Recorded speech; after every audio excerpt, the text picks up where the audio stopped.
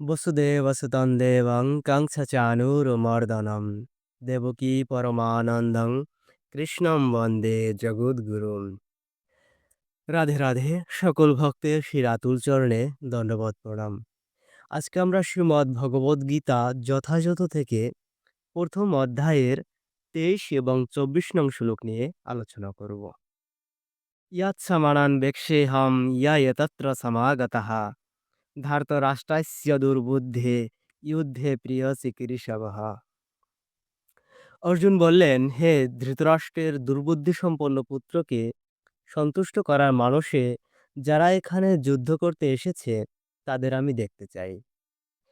প্রচ্ছন্নভাবে সকলেরই জানা ছিল দুর্যোধন তার পিতা ধৃতরাষ্ট্রের সহযোগিতায় অন্যায়ভাবে পাণ্ডবদের রাজত্ব আত্মসাৎ করতে চেয়েছিল।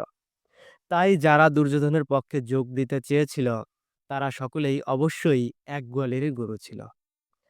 যুদ্ধের প্রারম্ভে অর্জুন দেখে নিতে চেয়েছিলেন তারা কারা ছিল, কিন্তু তাদের সঙ্গে শান্তি প্রতিষ্ঠা করার কোনো রকম উদ্দেশ্যই অর্জুনের ছিল না।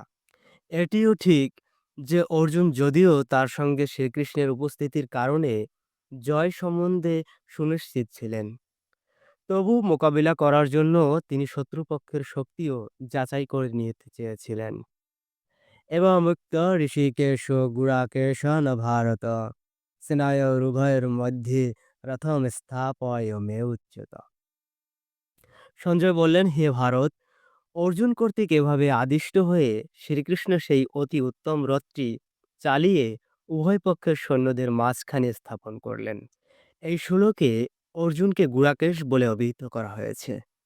গুড়াকা অর্থে নিদ্রা, এবং যিনি নিদ্রা জয় করেছেন তাকে বলা হয় গুড়াকেশ। নিদ্রা অর্থে অজ্ঞানতাকেও বোঝায়। তাই শ্রীকৃষ্ণের বন্ধুত্ব লাভ করার ফলে অর্জুন নিদ্রা ও অজ্ঞানতা উভয়ে জয় করেছিলেন। শ্রীকৃষ্ণের পরম ভক্তরূপে তিনি এক মুহূর্তের জন্য শ্রীকৃষ্ণকে বিস্মৃত হতেন না, কারণ সেটিই ভক্তের স্বভাব। শয়নে অথবা জাগরণে ভক্ত ভগবানের নাম, রূপ, গুণ ও লীলা স্মরণে কখনোই বিরত হন না। এভাবে কৃষ্ণভক্ত সর্বদাই কৃষ্ণ চিন্তায় মগ্ন থেকে নিদ্রা ও অজ্ঞানতা জয় করতে পারেন। একেই বলা হয় কৃষ্ণ ভাবনা বা সমাধি।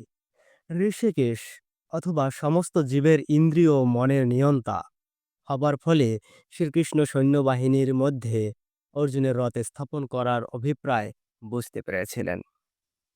রাধে রাধে, আজকের আলোচনা এ পর্যন্তই। পরবর্তী ভিডিওতে আমরা পরবর্তী শ্লোক নিয়ে আলোচনা করব। জয় রাধে।